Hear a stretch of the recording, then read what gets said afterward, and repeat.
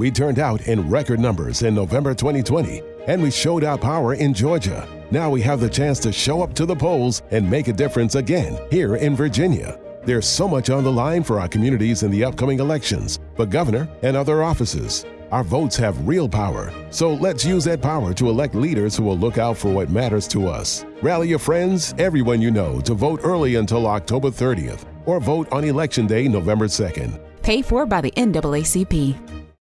This is Peacock. I love it! It's streaming your favorite shows, movies, live sports, breaking news, exclusive originals. It's The Office. That's what she said. Chrisley Knows Best. It's gonna be Todd's Way or the Highway. And Peacock original shows like Punky Brewster. Holy macanoli. So whether you're in the mood for every live WWE pay-per-view or every episode of Law & Order SVU, Peacock's got you covered. Peacock.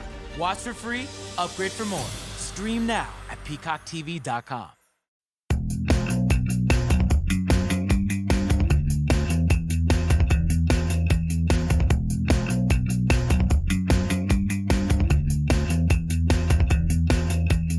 Welcome to Bigfoot and the Bunny. This is a couple's journey into the mysterious, the unknown, and the paranormal.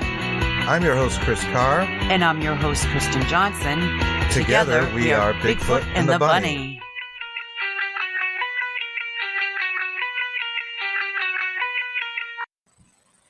And we're live. There it is. Happy Saturday, everyone. Happy Saturday. We are Bigfoot and the Bunny. I am Chris Carr. And I am Kristen Johnson. And our video probably hung at the end of that again. I don't know why. We'll fix it. But we're going to fix it. We'll figure it out. It's not a big deal. Courtney Peterson said hi to everybody, and she's off to share it. Oh, and I see Robert Driggy. I hope I said that right. Your last name.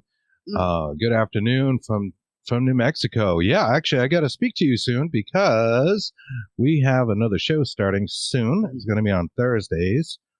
And it's going to be called the Dark Horse Paranormal Podcast. And it's going to be tied back to a podcast that Chris and I have done, but have not touched in a while. It's been sitting for almost a year, but there are a bunch of episodes out there. And if you're into podcasts, I do suggest you use whatever outlet you get them from. Look up Dark Horse Paranormal. You will see that. But there's also going to be a live show now on Thursdays. Every other Thursday. At least every other Thursday, maybe every Thursday. Mm-hmm. And yeah, it's going to be starting as soon as this week. We just kind of got to go ahead with this, so we're still working it out. Obviously, we will be speaking to Mr. Robert. Confused, but we wanted to give a quick shout out to our friend Gail Heisen, who has a podcast as well, Small, Medium, and Large. Hey, Gail, and you join a lot of our shows. I wanted to say hello because your show this week was awesome. Yes, with Russell Todd. And we were like, that is so cool. We loved it. And, so you're doing a wonderful awesome job. Love Gail. And I'll give a shout out to our friend Shay Carroll, who is at Parafest Maine this weekend, set up for Paranormal Buzz Radio. Hey, Shay. Hi, Shay. She is part of our dream team. Yes, she is. Heck yeah. Awesome. She named that too. It's great. Heck yeah. Heck yeah. So anyways, guys, we have an awesome show for you. And I know I say that every week, but we're just so lucky to be able to talk to these people. Yes, absolutely. And it is truly a gift. This week we're welcoming back to Bigfoot the Bunny, Robert Lindsay Milne. He is a psychic, intuitive counselor, teacher, healer, and life coach. He is also the host of a new podcast, which is amazing, called My Side of the Crystal Ball. Yes. And he's going to tell us about that and a whole lot of great stuff. He is recognized across the continent as one of the most insightful psychic intuitive counselors of his time. At a very young age, Robert started working as a psychic intuitive, doing readings at the Cozy Tea Room, in the tea rooms. And I remember this story, and we'll probably talk about that a little bit more. Basically, when he was a kid. And at the same time, battling serious literacy issues, he managed to overcome his disabilities and traveled the world giving insight with his psychic intuitive sessions to tens of thousands of people. So let's bring him right on. Hey, hello. Robert. Great to see you. Welcome back to Bigfoot and the Bunny. I'm so happy to see you guys all. I was just thinking, when I hear all the things that you were saying, and I'm thinking, who is that person? Oh, it's me. Oh, that's right. This is really fun. You are the guy. You are the man. Thank you. Thank you. You've been on our show a couple of times. We've talked about a lot of things. Maybe we want to just kind of give the audience, because our show has grown and we're on different networks and stuff, a little bit of insight into your childhood, just, quickly, and how you came to become a psychic, because this is a really interesting story. I love this story. Well, I've been a professional psychic, so that means my job. And my job in the way I see being a professional psychic is you go to work every day. That's my job. And that is what I do. And I've been a professional psychic for 56 years. And I started at the Cozy Tea Room. I was 15 and a half years old. And it was the way I got off the streets. I was homeless at that time. And it was the way that I got off the street. So I've always picked things up, even as a child, and especially as a child. I can remember first, one of my first awarenesses. I came home from school one day. I was maybe about 5 or 6 years old. And that would have been in 1955, because I'm getting up there in years. And when I came home for lunch, I said to my mother, Grandma Harris died today. And Grandma Harris actually was my great-grandmother, and she lived in London, England, and I'd only seen her once in my life. So out of the blue, I say, Grandma Harris died today. My mother got really angry, yelled at me, and hit me for saying bad things. The next night at dinner, my mother and father, myself and my sister were sitting down, and my mother said to my dad, Grandma Harris died yesterday. And I thought my dad was going to get angry with my mother for saying bad things, but to my astonishment, they just talked about it. And I noticed that happened a lot, and often with the things that I saw, I would get hit for. Uncle Harold, that wasn't Aunt Sally. Who was that woman? That one got me hit for sure. So throughout my early days, I was seeing things and not realizing that I was seeing things that other people weren't. And when I was around 9 and a half, my father took me to an NHL Stanley Cup game. And it was between Boston and Toronto. It was 1957. And it was between Boston and Toronto. And the series was tied 1-1. The game was tied 1-1. And it went into overtime. And when the teams came on the ice for the first overtime period, I saw number 17 with Toronto Maple Leafs. His name was Gary Eman, and I knew he was going to score. I knew it. It was, and it was so real. It was hard to distinguish that it was going to happen, and it happened. So I was having trouble with the reality. Did it happen? Is it happening? Because it was very real to me. You just knew.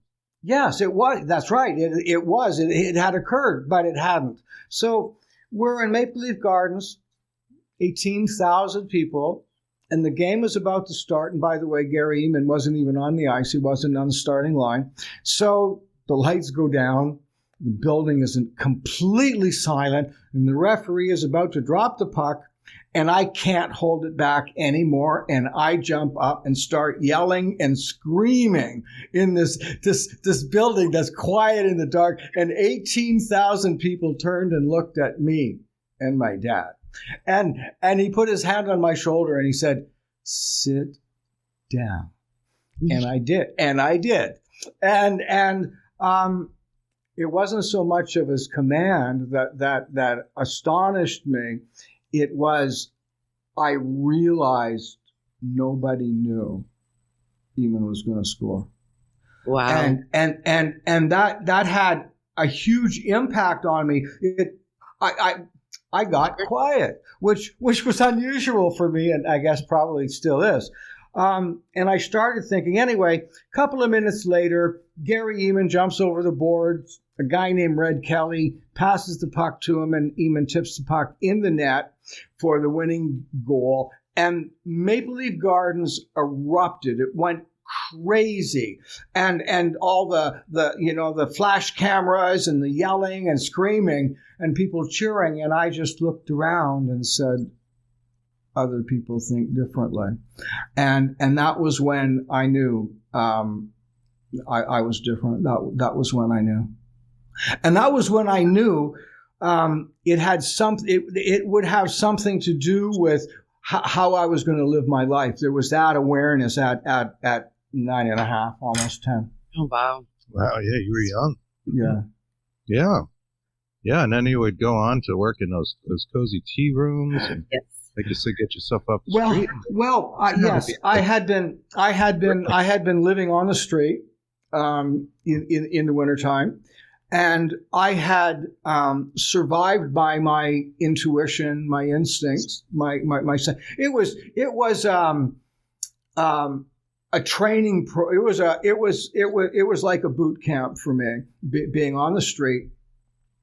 And it was more than just staying alive.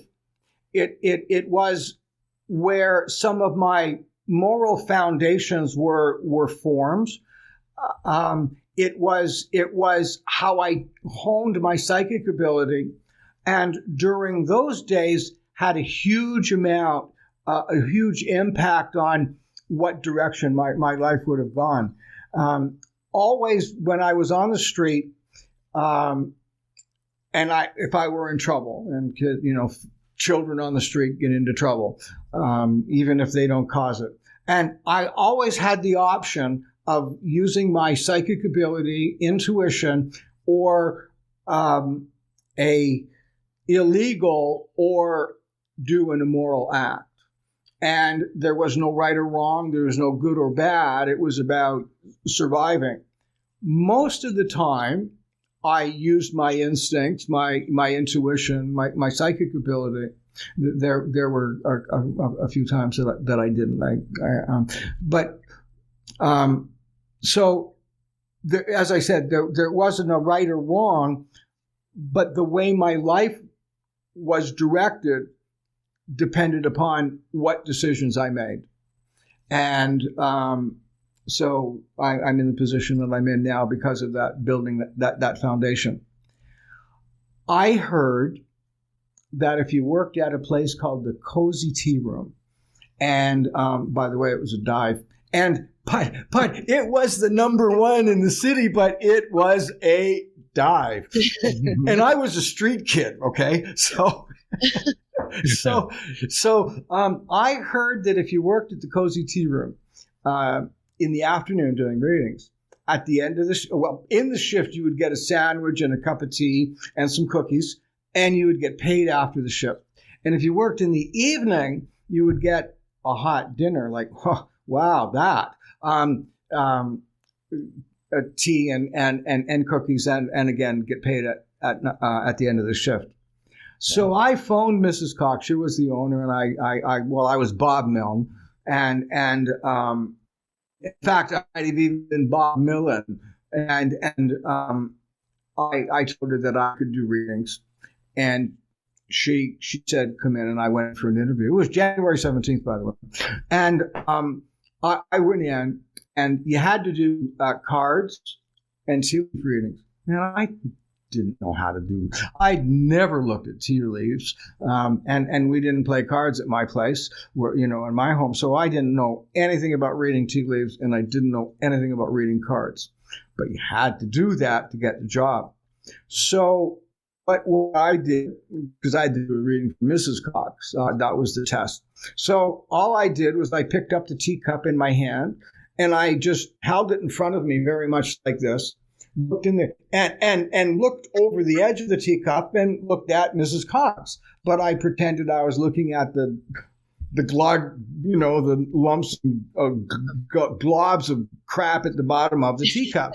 But I did. Then it was time to do card reading. So I just put the cards on the table, and And I was pretty good at speaking then. So I just told that person's life story, pointing to the cards and saying, this is what this indicates, when I had no idea what the 9 of, right? I would just be psychic, but and then point to the cards and say, that's what this means. Because that's what I had to do to, get that. So I applied that day.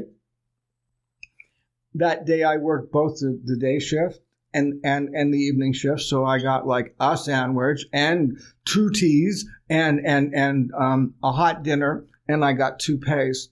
And that night, I had a place to sleep. And the next day, I had a job to go to. And I worked at the Cozy Tea Room until I was about 21. And in that time period, I would work 5 days a week, 6 days a week, sometimes even 7 days a week. And there would be days where I would see 35 or 40 people. And there'd be days I'd see 10. And it was like that until I was around 21.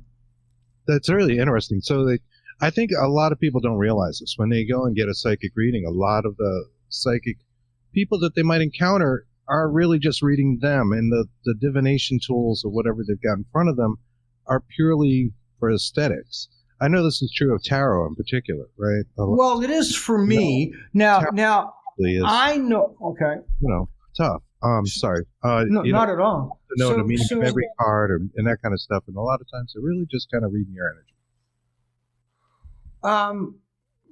Okay, so I don't want to get into, hassles with other people that do this work. I don't use a medium. I've never had to, and I've never really wanted to. I always found a medium was... So medium would be cards, palm, crystal ball. But you might notice just behind me here, there is a crystal ball. Mm-hmm. Okay. Yeah. So, and I've had that for about 40 years. Never used it other than it sat beside me for 40 years of readings. And it's got all the energy. Oh, I'll tell you. Oh, okay. I'll tell you the story about the first time I looked into the crystal ball at the Cozy Tea Room. So I personally have never used the medium. But I know people that, when you talk about tarot cards, I know people that know everything about every single tarot card, and they might have 27 different decks or sets. And they'll know the meaning of every single card and every variance, and they really have it all together. Sure. I wasn't saying there wasn't validity to it. I'm just saying I think sometimes people just use them, and it's, they're not really relying on the cards so much as the person's energy. There are a lot of people that are like that as well. And I always encourage people not to stop using. I wouldn't encourage anyone to stop using what makes them feel most comfortable, but I would always encourage someone to learn how to do readings without that medium. It'll develop your skills even greater to use the medium. Now, when you say medium for our listeners, what do you mean by that? Well, cards, palm, crystal ball, bones, tea leaves, coffee leaves. So it's basically chills. At the tea room, they used to have this thing you could get called an egg white reading. So there'd be a clear glass of warm water, and they'd put an egg white in it. It looked like somebody barfed in the glass. You paid $5 for that, though. There you go. Right? Now, when you go to the tea room for, tea leaf reading and the card reading, it was $2.50. And the tea room got $1.50 and the reader got $1. Oh, that ate my guts out. Oh, it made me crazy. You see, it wasn't about, I recognized very early at the tea room that there were people that were making a living off of people like me. And I realized very early that Mrs. Cox, Mr. Cox, Grace, Mrs. Cox's daughter, and Pearl the waitress, they were making their living because of people like me giving service. And what I also realized very, very early is most of the people that do readings are deeply wounded, often live in poverty or live poorly, have difficult lives, and often have addictions. And at the tea room, I saw people that were good at their ability, good at their craft, but lived very, very poorly. And I saw that, and I had noticed, and I've noticed that throughout my entire career. Mm-hmm. Psychotron. So at 15 and a half, I realized that my people, it's like I was like still, a kid, and I was seeing my people and seeing how poorly we were being treated. And then the tea room was making more. Now they had more overhead. But if they didn't have us, they'd have shit, right? So, and I always had that attitude. So, Mrs. Cox and I, we did have over that 5 or 6 years, we did have our clashes, and I got fired several times, and I quit a bunch of times as well. And just as it got time close to rent day, right? Mrs. Cox would come and say, "Oh yeah, okay, all right, I'll come back to work." So it was like that too. So yeah. Our friend Robert Riggy says Pearl the waitress. She sounds fascinating. And he says, "Can Pearl, you talk?" Well, her job. Now, back in those days, and I kid you not, it was against the law to do psychic readings, and it was called the Witchcraft Act. This is the truth, I promise. It was repealed law, in 2019. Wow. It was enacted in about 1895, and it was on the Criminal Code, Section 326 of the Canadian Criminal Code. The Witchcraft Act stated, anyone who fraudulently, tells fortunes for a consideration, does healing using an occult or crafty science, accuse someone of a crime using an occult or crafty science, or claim to find lost people by using an occult or crafty science, is punishable by summary conviction of not more than 1 year in jail and $5,000 fine. So that got repealed in 2019, July 1st. Wow. All that time. Yeah. So the tea room was really selling readings. And the way they got around it was selling tea and sandwiches, and the tea leaf and card readings were for entertainment purposes, and there were signs on the wall that said that. That's how. And so now the idea in those days was that people got a tea leaf reading and a card reading, and that was $250. But Pearl's job was to get the person to get more, buy more. So they offered a service like a palm reading, and if you got a palm reading, it was an extra buck, but the reader got 50 cents, and the tea room got 50 cents. Or you could do a tarot reading, or you could do a crystal ball reading, or you can do an egg white reading. Each one's $1. Oh, except for the egg white. Egg white's $5, right? My goodness. Or you could have a complete reading, and that is you'd get a reading with everything done, and everything would be split down the middle with the reader. So that sounds a little bit like the lap dance going to the VIP room. You notice that, eh? Right. That. But that wasn't our job. That was Pearl's job or Mrs. Cox's job, or to upsell them, and that's how it happened. So I'd been out there about 2 weeks, and I had this old in the room that and this was a house that Mr. and Mrs. Cox lived in, and the bedrooms. the bedrooms during the day were their kids' bedrooms for the reading rooms, right? And then at night, the kids would sleep in the bedrooms. So, Wow. so Industrious. Yes. oh yeah. So I'm just trying to think of what I was saying about that. Pearl, and then we were talking about Pearl. Oh, yeah. And so the idea was to upsell people because we would get more. So I had in this room that I was in, it was a card table and card chairs that I sat at, and there was this glass ball. It didn't look. It was all grungy, and anyway, it was over at the corner. And this guy came in for a reading, and he gave me, a shit for crystal reading. And I thought, oh shit, what am I going to do here? and I ignored it. The card that said crystal ball reading.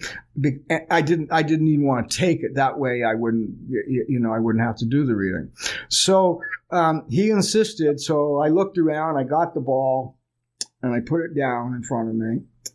And I started to look at it, and he started to look at it. And I'd never looked in a crystal ball before. And we'd kind of look back and forth. And then I went, oh my God, I see something there. Oh, and it was just, and I was absolutely astonished that I saw something. And what it was an outline of a map. And it turned out to be a map of the guy's country. He was from Africa. And that was the first time I'd ever seen anything. It really kind of, blew me away. Blew him away too. It was really cool.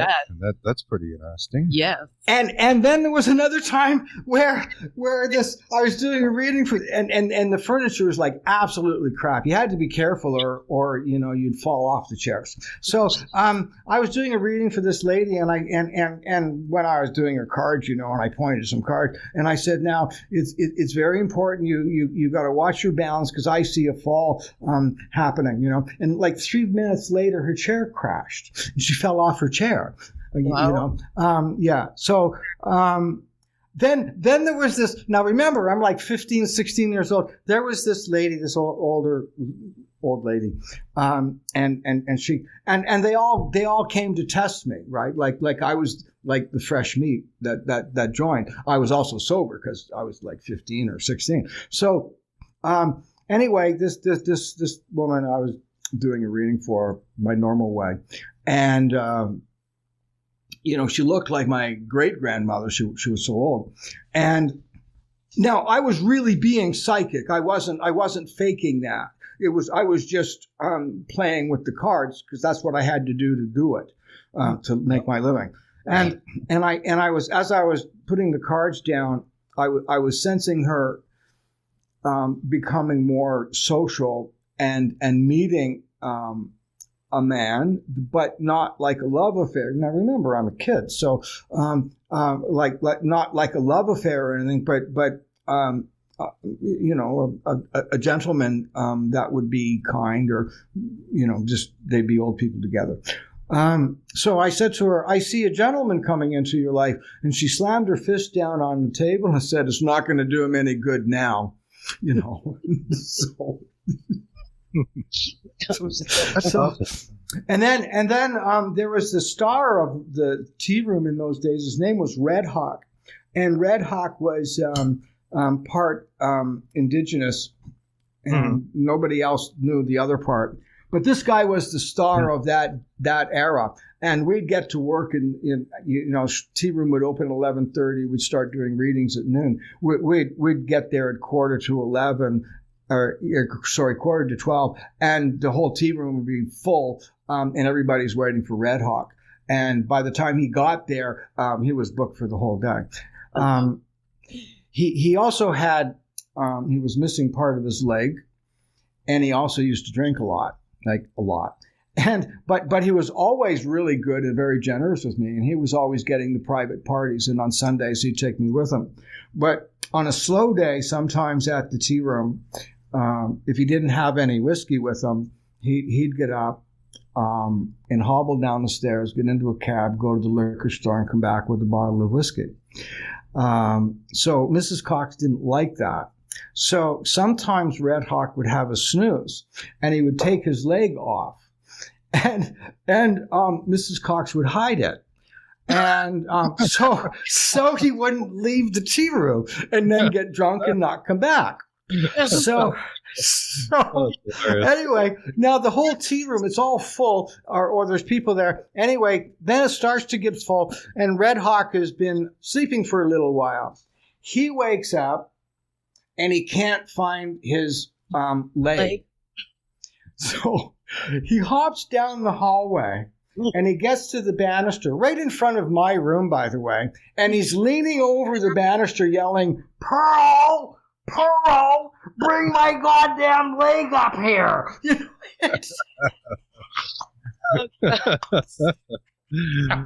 So, that was often like, it was, kind of fun. There was those things that went on there.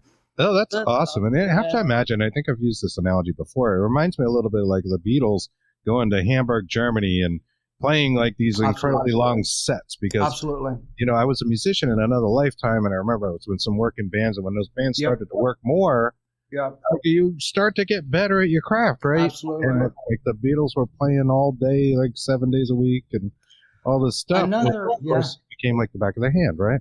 That's correct. And another example of that is the original Oscar Peterson trio. Oscar Peterson, Ray Brown, Herb Ellis. Herb Ellis played guitar, Ray Brown played bass, and Oscar Peterson was the piano player. Ray Brown and Herb Ellis roomed together, and every day they played. Ray Brown would play his bass, and Herb Ellis would practice the guitar all day long. They'd go out and play tennis, come back, rehearse or practice all day. They'd go to their gig, do their gig, and then they would go to other after hour clubs, and they would jam with other musicians. And that's what they did all the time. And that's why they were great. And that's why the Beatles were great, because they did it and did it and did it and did it and did it. Sure. It was a lifestyle. And that repetition is just, That's right. There's no better way to get better than to practice, right? Absolutely. Well, actually, it's better to do it than to practice. Hands-on. Well, that's kind of what I mean. Well, okay. Yeah. They're actually out doing it. Because I practiced, I when I was around 21, I made a vow that, because I had heard when a young man becomes ordained as a priest in the Catholic Church, he makes a vow that he'll say a mass every day of his life. So I decided that I was going to make that kind of commitment, and my vow was I would do at least one psychic reading or practice doing psychic readings every day of my life. And I did that without missing a day for about 30 years.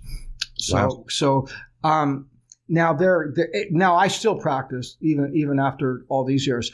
And if somebody happens to call and I answer the phone and it's my day off and I have my opportunity to practice or to do the reading, I'll do the reading. And often do it for free just because the person's there and is practicing is better. So I'll do it that way too still. That's great. That's really great. Now, speaking of that, I'm going to lead you into this. You said that you were researching. What are you researching and you're learning lately? Well, over the past couple of years, I've been on, I'm not sure I chose it or I fell into it. I've been on a more spiritual path. Yeah. And that certainly has opened my mind to many different things. But I also now, after appearing on I think 40 podcasts last year as a guest, I now have my own podcast. And one of the things that I've been discovering, so now I've always worked on my own. After I left the tea room, I never worked with anybody else. I never liked the competition because they were always shooting at me. So I didn't like that. So I just made my way in the world, doing my work my way. And I haven't been around that many people. So but I always thought of myself as someone in my way of thinking would be, if you think like 1 inch deep and 5 miles square. I always thought of myself as that kind of thinker. And a few years ago, I realized, and especially since I started being on podcasts, I realized that actually I'm an expert in this field, and I'm more like 1 inch square and 5 miles deep. And I decided that I wanted to be broader. So I started doing doing podcasts, having my own podcast, and talking to people about how they're doing their work. And it has been absolutely fascinating, just incredible. It's been so much fun.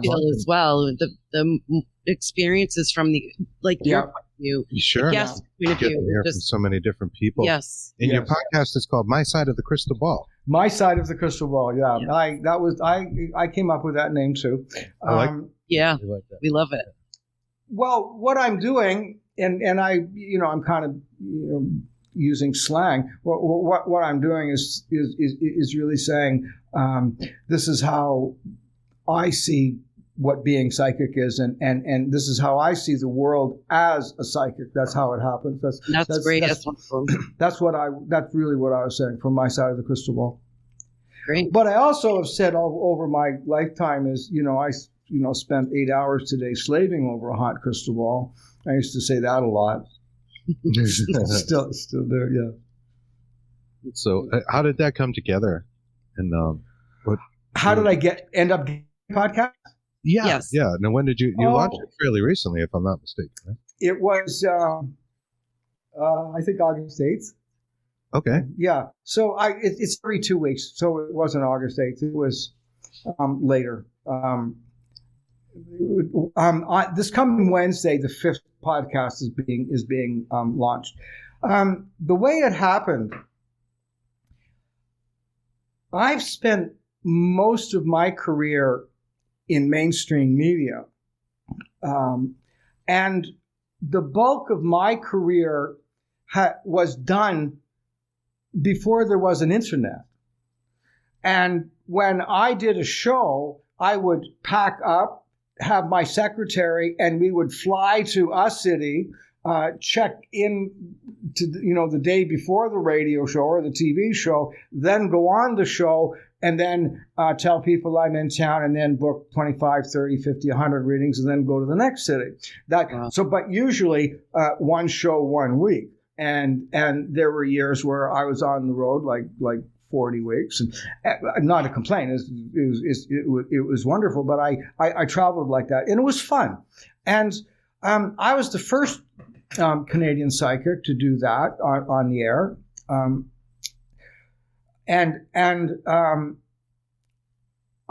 was the first one to be traveling around the world, and I was a little bit ahead of everybody. I was lucky. Anyway, doing readings on a show is boring to the audience. And what talk show hosts learned early in the days, that when they had a psychic on, the lines would be jammed. So a psychic on the air doing readings, good or bad, whether they will draw a lot of callers, but they don't necessarily draw listeners. And because nobody really gives a shit whether somebody else is gonna move or not, or get a new house or better job. Like who cares about that person? So but these are important things for everyone else, but not for the listening audience. Mm-hmm. So but talk show hosts learned that when they got a psychic on, they wouldn't have to work because there'd be lots of calls. And then what would happen is a lot of people that said they were psychic or had done 2, 3, 100 readings in their life, they'd get on the air, never been on the air before, and would sound really boring. And what they would do is that they would play to the caller. And I learned very quickly that I've got one person on the line and there is 5,000 people listening. And I played to the listener. So I would do things in the reading. Like, for example, even now, if I do a show now, and I will be in a little while, but when I was taking calls, here's the ways to do it. People would call up, and I'd say, tell me your first name and where you're calling from. Your first name, where you're calling from, and have a question ready, but don't ask it. So, somebody phone up, hi, my name is Joe. I'm calling from the south end of Boston. Hey, Joe, thanks a lot. Bam. And I would just start talking. And I would, and I would do things and play to the audience. So, yeah, Joe wants to know if he's going to get his teeth fixed, but the audience doesn't care about that. But if I say to Joe, now also remember, in those days, telephones were attached to the wall, and okay, so I would somebody would call up, it would be Joe, and I'd say, okay, so Joe, you're sitting at the kitchen table right now. Is that correct? You'd say, yeah, and I'd say, okay, you're holding the phone with your left hand, yeah, okay, so Joe, put your hand over the table, move it to the right. Put your hand right. Is that where it got burned? And Joe goes, yeah, wow, right? And I would do that, and then I'd say, by the way, next week you'll be getting that molar fixed. And then I'd go to the next call. And I was doing that. Now, I recently was on, about a year ago, and I'm going to be on that show again, with Tim Weisberg. Thank you.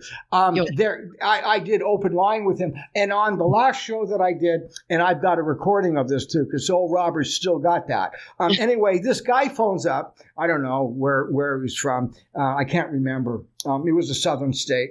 Anyway, we're talking, and now it's a little difficult to find where people are because the cell phone can take you anywhere.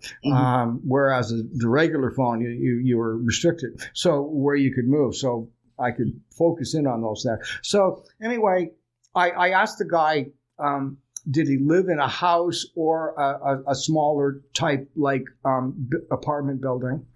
And he said like a small apartment building. And I said, okay. This is after, hi, my name is George from whatever. I can't quite remember this name. So anyway, I say to the guy, if you were standing in front of your apartment building, you're facing it now. On the left side of the building, halfway down, up near the roof, it looks like there's been some water damage or something like that. And there was like silence. And the guy said, that happened last week, and the roof caved in from the water damage. And he was going, how did you know that? And I said, no, because I'm psychic. So and this guy, after we talked for another couple of minutes, he kept going back to, how did you do that? How did you? And that's what he was saying when we were hanging up on him. And so that was the kind of stuff that I was doing. I bet you a lot of people had asked you that. How do you know? How do you know? And how do you know? So yes, let's talk a little bit about that. We were talking earlier today, Robert, about some of the origins of psychic ability and theories about where this comes from. Can you? Yep, I can. Well, okay, so being psychic is a natural skill that just about every mammal has, not just human, but just about every mammal. And it's an instinct. It comes from inside, and it has absolutely nothing to do with religion. It has nothing to do with spirituality. It has nothing to do with anything other than surviving. And that instinct that we have, that we call psychic, is one of the reasons we made it out of the caves. Everybody has that intuition, so being psychic. So if you look at the word psychic, psychic comes from the Greek root psyche, which means mind, soul, or self. If you have a mind or soul or a self and you use one of them, you're a psychic. So that is what it takes to be a psychic. Now, can anybody be?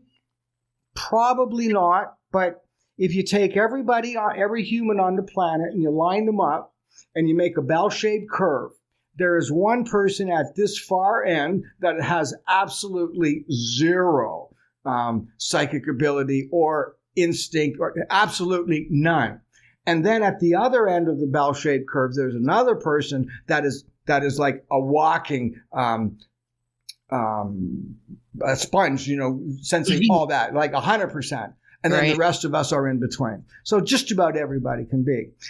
Have you ever been somewhere and you just sort of casually look over and you see someone's been looking at you? Not necessarily like they're stalking you. They just happen to be looking at you and you make eye contact.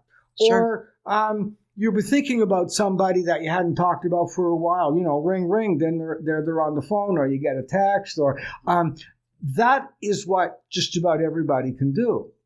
Well, that is what's called our intuition and being psychic. It's there.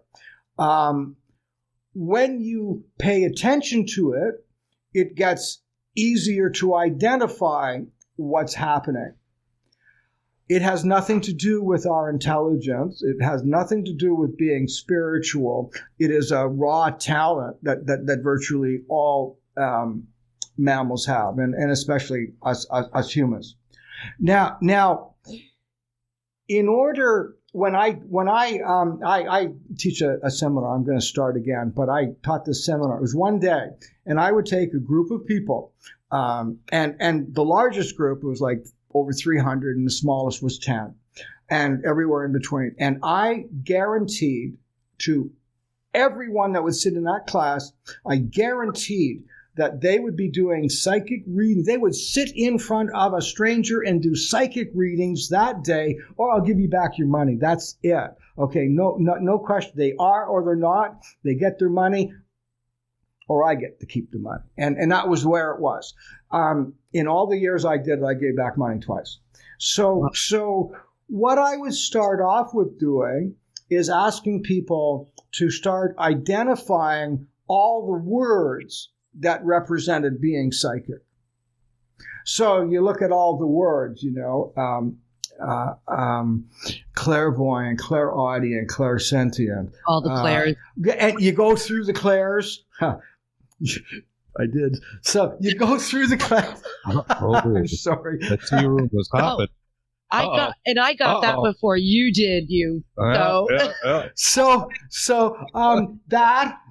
And then there's intuitives. Then there's and it just goes on and on and on and on. And when you spend all this time identifying, oh well, I'm a clairsentient, but actually. But my friend is a telepath, or and when you start trying to identify it, all you end up doing is thinking about it, and you don't do it. Right. Sure. Yep. Sure. So I would eliminate all those words, and I would just say feel, and then I would say look at the person in front of you. Look at them. Just look at them. And look at what's obvious about them. Just see that. So I've gone a little bit farther into the story. So years ago, I used to like to paint. not pictures. I used to like to paint houses and the insides of houses because I'm not very handy, but I could paint. And I lived in one house for 5 years and I painted it from top to bottom 5 different times. And I used to paint my friends' houses. I used to volunteer because I just love painting. I also have a friend that was a building contractor. And one day he came to visit me in my new home where I'd done this beautiful paint job. And everyone was saying, wow, this is a great paint job. Hugh O'Malley walks in, looks around and says, who did your paint job? It's terrible. And I said, well, I did, Hugh. And he said, oh, well, maybe it's not that bad. and I said, okay. And I looked and I couldn't understand what he was saying. So I said to him, why does it look bad? And he pointed to me, the mistakes I made, the messes. And to him, it was obvious. And when he showed that to me, it was obvious and I could never unsee it. And every time I would go into a place that had been painting, I would see it and it would become obvious. And then as I became aware of what was obvious, then more became obvious again. So you're paying attention to it. Yeah, just kept in your mind. That's right. So you look at that person and you start off with talking about what's obvious about them. When you see what's obvious, more about them becomes obvious. And then more becomes obvious again. Mm-hmm. And it continues to grow like that, exponentially that way. But there then comes a point that in your awareness of seeing the obvious, what is obvious to you